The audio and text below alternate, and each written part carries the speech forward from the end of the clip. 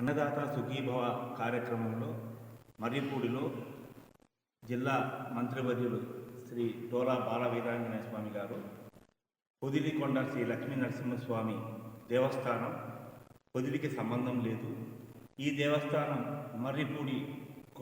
మర్రిపూడికి సంబంధించిందని చెప్పి వ్యాఖ్యానించారు.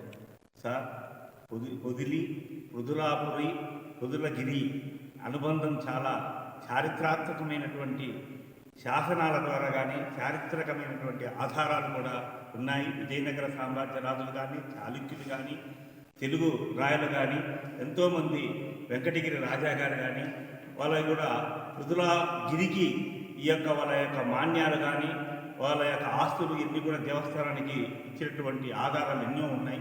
కాబట్టి నిర్మల మహేశ్వర స్వామికి, నరసింహస్వామికి ఎంతో అనుబంధం ఉంది. పృథులాపురి ప్రజల యొక్క మనోభావాలు, ఆధ్యాత్మిక సంపద, అస్తిత్వాన్ని మీరు ఇబ్బందులు పాలు చేయకూడదు. పెద్దలు, పూజ్యులు, స్వర్గీయ దామచల్ల ఆంజనేయులు గారు మంత్రివర్యులుగా ఉన్నప్పుడు కూడా ఎప్పుడు కూడా ఇలాంటి వివాదాస్పదమైనటువంటి జీవోలు తీసుకురాలేదు.